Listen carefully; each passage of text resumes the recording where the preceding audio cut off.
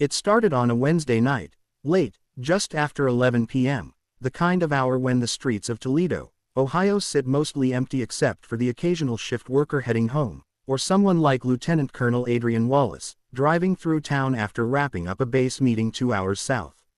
She was in her government-issued black SUV, windows slightly tinted, nothing flashy, just clean, simple, and quiet, like her. Adrian had been on the road for a while, humming low to the rhythm of the tires against the pavement, her mind already halfway home. She wasn't speeding, wasn't swerving, wasn't doing anything unusual. But Sergeant Daniel Mercer saw something else. Parked just off Reynolds Road, he was tucked in his usual spot, sipping lukewarm coffee and scrolling through his phone, bored. The shift had been dragging. No calls, no action, and now here came an unfamiliar car. He tossed the cup into the passenger seat and pulled out. The lights came on before Adrian could even register the cruiser behind her. She slowed down, blinked once, then pulled over to the side of the road, calm, controlled, just as she'd been trained. The door of the patrol car slammed hard. She watched in the side mirror as a tall man approached, hand already resting on his holster, flashlight in the other. He didn't come to the passenger window, he went straight to hers. "License and registration," he said, no greeting. Adrian kept her hands visible and rolled the window halfway down. "Officer, may I ask why I'm being stopped?" Mercer squinted, shining the light directly into her face. "You were drifting between lanes, didn't signal, looked like you might have been under the influence." She raised an eyebrow. "I wasn't." "License and registration," he repeated, louder this time. Adrian didn't argue. She moved slowly, deliberately, reaching into the glove box for her documents. As she handed them over, she added that it was a government vehicle and that she was a federal employee. Mercer glanced at the ID and said nothing for a moment. "You military?" "Yes." He gave a small smirk. "Doesn't mean you're above the law." "I never said I was." His tone shifted, more aggressive now. "Step out of the vehicle for me." Adrian blinked. "Excuse me, I said step out of the car. I'm conducting a sobriety check." Her jaw clenched, but she stayed measured. "On what grounds?" "I've complied, I haven't been drinking." "I'd like to know the reason." Mercer took a step closer. "Now you're refusing a lawful order." Adrian didn't move. "No, I'm asking for clarification." He didn't like that. He opened her door himself. "I need you to exit the vehicle, now." That was when she calmly, quietly turned on her phone camera and hit record. "Just so we're clear," she said, "this interaction is being documented." Mercer's eyes flicked to the phone for the first time, a sliver of hesitation crossing his face, but he didn't back down, not yet. Out of the car, Adrian stepped out, her posture straight, not defiant, just firm. She didn't shout, didn't resist, but the way she carried herself, even in civilian clothes, told a different story. Mercer looked at her, really looked, and for the first time a small voice in the back of his head asked what he was dealing with here. But his ego was louder. He proceeded with the field test, making her walk a straight line under the streetlights like she was some reckless driver on a Saturday night. She passed perfectly, no slurring, no stumble, no hesitation. Still, he wrote her a citation for failure to maintain lane. Adrian took the ticket without a word, just a look. She got back in her car and drove away into the dark. But Mercer had no idea the ticket was going to show back up in a courtroom and change everything. Sergeant Daniel Mercer wasn't new to this. 15 years on the force had carved deep lines into his face and thicker ones into his sense of self. He'd been through everything from neighborhood standoffs to messy traffic accidents, and he'd earned a reputation, the kind that made rookies tighten up when he walked into the room. But Mercer liked it that way. He didn't ask questions, he gave orders, and in his mind the badge meant control, authority, final say, whether it was a teenager mouthing off or a frustrated driver asking too many questions. Mercer never backed down and never apologized. His precinct on the west side of Toledo knew what they had. A cop who did the paperwork, showed up on time, and never hesitated. That also meant they knew he could be rough, sharp with his tone, quick to escalate. But nobody really challenged him, not until that night. When he got back to the station after the stop, he barely mentioned it. He logged the citation in the system, gave a quick write-up, failure to maintain lane, possible signs of impairment, no arrest made, and tossed the body cam in the charging dock like he always did. The video sat there for 2 days before anyone bothered to review it. In the meantime, Mercer joked about it in the break room. "Woman tried to pull rank on me," he said to Officer Diaz. "Flashed her government ID like that was supposed to impress me." Diaz raised a brow. "Wait, she was military." Mercer shrugged. "So she says. Some fed with an attitude. What was her name?" Mercer leaned back in his chair, popped open a bag of chips, and said, "Wallace. Adrian Wallace." Diaz's face shifted. "You mean Lieutenant Colonel Wallace?" Mercer paused. "How would you know that?" "She gave a lecture at the academy last year," Diaz said slowly. "She's not just military, she's high up, runs logistics out of Fort Wayne, Bronze Star, 2 deployments, she's legit." Mercer scoffed, waving it off. "Don't care who she is. On the road, I'm the authority." But something about Diaz's tone lingered, that small note of caution, of respect. It chipped at Mercer's usual armor. Still, he didn't go back and watch the footage, didn't think twice about the ticket. In his head it was already done and buried. But it wasn't, because Wallace had filed a formal complaint the next morning, not just with Internal Affairs but with the Office of the Inspector General, and she wasn't alone. The video she recorded had already been passed along to her legal team, and a copy was quietly making rounds through the military chain of command. Mercer didn't know any of this yet.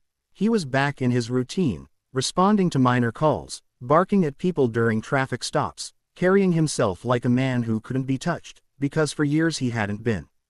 The system had protected him, supervisors had looked the other way, union reps had shut down complaints, and Mercer had come to believe the rules didn't apply to him the way they did to everyone else. But now there was someone on the other side who wasn't afraid, someone who didn't yell, didn't fight, didn't crumble. She just documented everything, followed protocol, made one phone call at the right time to the right office, and she had receipts. But Mercer didn't see it coming until the envelope hit his desk marked, "Formal Inquiry." Adrian Wallace wasn't the kind of person who made noise for no reason. She wasn't dramatic, wasn't confrontational, and she sure didn't have time to chase down every small injustice that came her way, not after 22 years in uniform, 2 tours overseas, and enough close calls to make most people fold. But this time it was different, because she wasn't just thinking about herself. She was thinking about every young soldier she mentored, every civilian she'd seen mistreated. Without anyone to speak up for them, every woman, especially every black woman, who'd been forced to swallow their pride just to avoid making things worse. And she wasn't doing that anymore. Back at Fort Wayne, Indiana, Adrian sat in her office the morning after the stop, staring at her screen. She'd barely slept, not because she was angry, though she was, but because the whole thing kept replaying in her head. The way he talked to her like she was nothing, the way his hand hovered over his holster, the way he tried to bait her into reacting. She knew the script, knew what could have happened if she hadn't kept her tone even, knew exactly how fast things could go wrong even with the camera rolling. Her aide, Sergeant Daniels, poked his head in. "You good, ma'am?" Adrian looked up, expression calm but focused. "No, but I'm handling it." He stepped in, closed the door behind him. "I saw the footage," he said. "You want me to loop in the base attorney?" "Already done," she said. Daniels hesitated. "You sure you want to go public with it?" Adrian leaned back. "I'm not looking for headlines, I'm looking for accountability." And she meant that. She'd spent her entire career leading with discipline, with integrity. Her rank wasn't just something she wore on her shoulder, it was something she'd earned through years of work, through decisions that affected lives. She'd commanded convoys across dangerous terrain, coordinated relief efforts after hurricanes, been responsible for soldiers, supplies, and security across 4 different continents. But none of that had mattered when she was pulled over on a quiet road in Ohio. To Mercer, she was just another suspicious driver who didn't move fast enough when questioned. And the thing that ate at her wasn't just how he treated her, it was how comfortable he seemed doing it. That was the real problem. So Adrian made a few calls, first to JAG, then to the Inspector General's office. She attached the footage, filed the complaint. She didn't embellish, didn't dramatize, she just told the truth, backed by video, and let the facts stand on their own. By the end of the week, the story had started to circulate within military legal circles. It hadn't hit the media, not yet, but Mercer's name was now attached to an internal investigation. The department's legal counsel had been notified. And Adrian, she kept working, kept showing up, didn't mention it unless asked. But behind the scenes she was preparing something else, because her lawyer had suggested that the stop wasn't just inappropriate, it might have violated federal policy given her government status in the absence of probable cause. And if it came to it, they'd go to court. Adrian didn't flinch at that. She welcomed it, but Mercer still didn't believe this would go anywhere, not until he was told to appear in front of a judge. The envelope was thin, nothing flashy, just a plain manila folder with his name typed on the front and a return address from the Lucas County Civil Court. Mercer tore it open in the parking lot, half distracted, figuring it was just another traffic summons or departmental memo. But it wasn't. It was a notice to appear. A formal civil rights complaint had been filed. The plaintiff, Lieutenant Colonel Adrian Wallace. The charge, violation of constitutional rights during a traffic stop, including unlawful detainment, intimidation, and abuse of authority. Mercer stood there for a minute staring at the paper, then laughed out loud. "No way," he muttered. "No way this sticks." But when he stepped back inside the station, the mood was different. His captain, Officer Redding, called him into the office, door shut, blinds pulled. "Dan," reading started, "we need to talk." Mercer sat, arms crossed. "About what?" "The lady from the other night. She's trying to play victim." Reading didn't smile. "She's not playing anything. Do you even know who she is?" "I don't care who she is. She got pulled over, acted smug, and now she's mad I didn't kiss her shoes." Reading leaned forward. "She's not just some random motorist.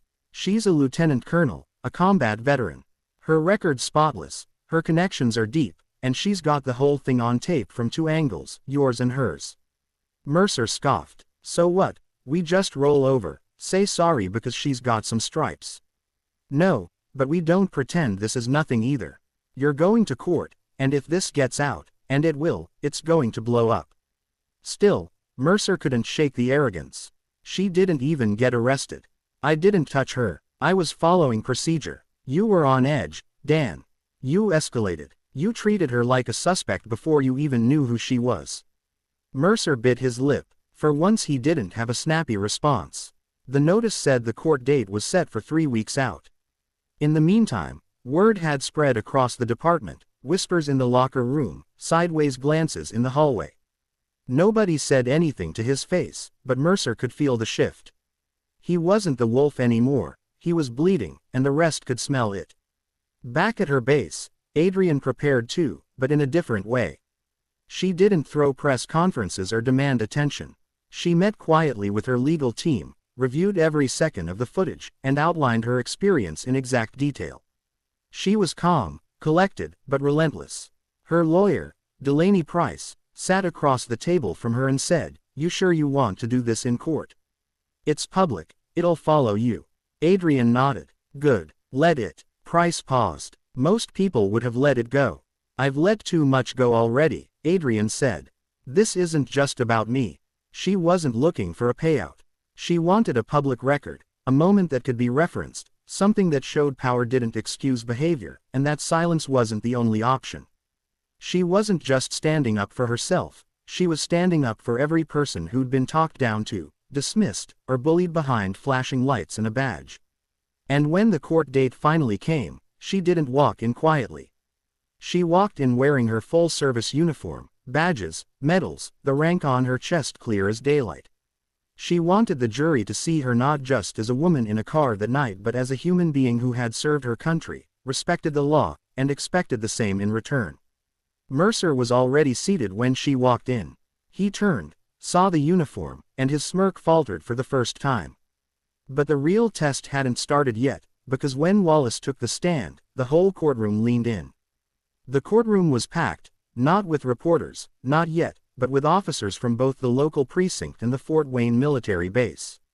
Adrian's peers came in silent and respectful, dressed in uniform or business attire, seated shoulder to shoulder with civilians who had no idea what this case was really about. To some it looked like a traffic stop gone wrong, but to Adrian it was the boiling point of something deeper, something that had been simmering for years. Mercer sat at the defense table, stiff in his suit, face blank but tense. His attorney, Charles Brenner, leaned in and whispered something to him. Mercer didn't blink, he just kept his eyes on the judge. Then Adrian was called. She stood, adjusted her collar, and walked to the witness stand with the same quiet discipline she'd used leading convoys through dangerous zones. She didn't rush, didn't falter. Every eye in the room was on her. Her ribbons caught the light, her posture demanded respect, not because of how she looked but because of who she was. The judge cleared his throat. "Colonel Wallace, thank you for your service. You may proceed." Delaney Price stepped forward, not missing a beat. "Lieutenant Colonel, could you describe the night of January 17th? Adrian spoke plainly. "I was driving back from a meeting at the Indiana Guard Reserve. Around 11:15 I was pulled over by Officer Mercer. There was no erratic driving, no signs of intoxication. I was compliant. I asked reasonable questions. He responded with aggression. She kept her voice steady, no edge, just truth. He demanded I exit the vehicle without explanation. When I asked why, he repeated the demand louder. At that point I turned on my phone to record the rest of the stop." Delaney nodded. "Did you ever refuse a lawful order?" "No." "Did you resist in any way?" "No." "Did you identify yourself?" "Yes. I informed him I was a federal employee and that I was driving a government vehicle." The courtroom stayed silent. No coughing, no rustling, just her voice and the soft scratching of pens on paper.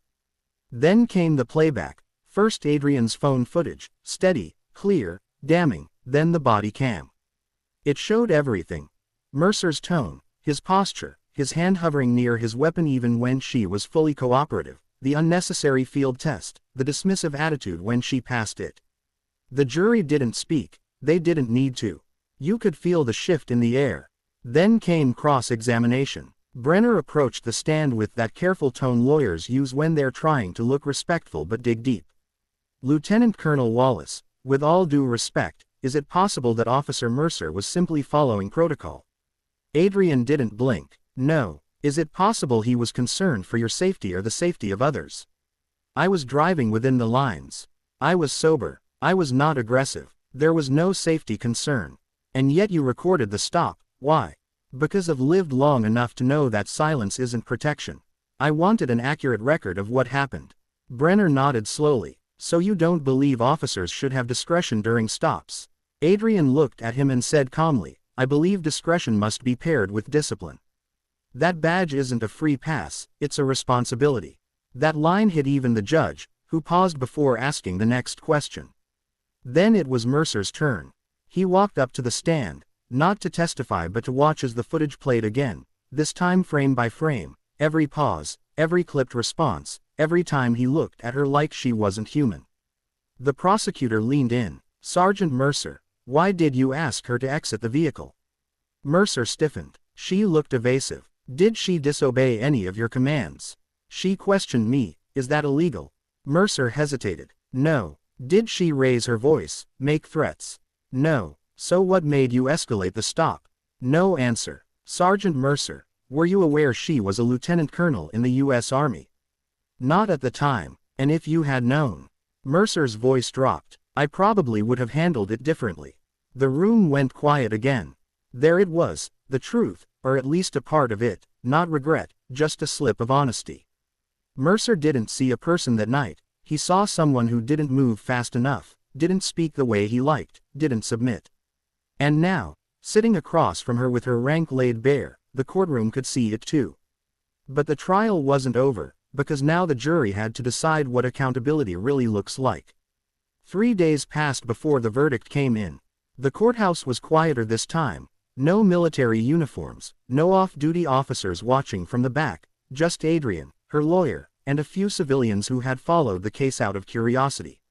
Mercer sat with his attorney, hands clasped, trying to hold the same blank expression he'd worn through the entire trial, but this time his jaw moved slightly, like he was grinding his teeth without even knowing it.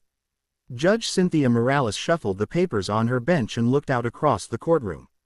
"In the matter of Wallace versus Mercer," she began, "the jury has found in favor of the plaintiff." Mercer shifted. Adrian stayed still. The court recognizes a violation of constitutional rights during an unlawful stop and detainment. Furthermore, the court finds that the actions taken by Sergeant Mercer were not aligned with department policy or basic expectations of professional conduct. No one clapped, no gasps, just the flat weight of consequence. Mercer's attorney leaned in and whispered that they would appeal, but even he didn't sound sure. The judge continued, "While no criminal charges will be filed at this time, the plaintiff is entitled to damages totaling $35,000, and this decision will remain on permanent public record. Furthermore, this ruling will be forwarded to the Department of Justice and the Toledo Police Department for internal review and policy evaluation." Adrian didn't smile, didn't pump her fist, didn't celebrate. She just nodded once, not to the judge, not to the jury, but to herself. She had done what she came to do. After the hearing, Mercer stood outside the courthouse, pacing near the bottom steps. Reporters had started to show up, not in big waves, just a few local outlets, but enough for him to look down and cover his face with a folder as the cameras clicked. He didn't speak, didn't make a statement, just walked to his car and drove off. Inside, Adrian stopped in the hallway, pulled out her phone, and read the notification. "Verdict in your favor, case closed." Her attorney caught up to her. "You could have asked for more." Adrian shook her head. "It was never about the money." Delaney looked at her for a second. "You think it'll change anything?" Adrian turned toward the glass doors and said, "I don't know, but maybe next time he pulls someone over, he'll think twice." A week later, Mercer was put on administrative leave while an internal review was conducted. Rumors said he might be reassigned, others said this was the beginning of the end for his career. Either way, the shield that had once protected him was cracked, and everyone could see it.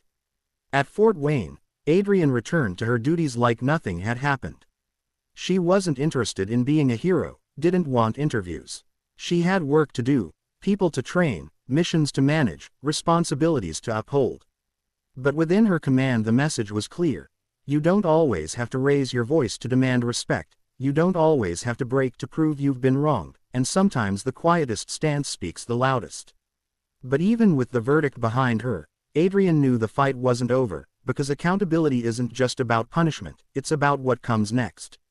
2 months later, Adrian stood in front of a room filled with young recruits at Fort Wayne, most of them only in uniform a few weeks, fresh faces, open minds, hungry to serve. She wasn't there to talk about combat strategy or logistics this time, she was there to talk about leadership, and what it means when no one's watching. She looked around the room and asked a simple question: how many of them thought a uniform automatically earned respect? A few hands went up, some half-hearted, some confident. She nodded. "I understand why you'd think that, but here's the truth. Respect isn't something you're owed, it's something you prove every day, with every choice."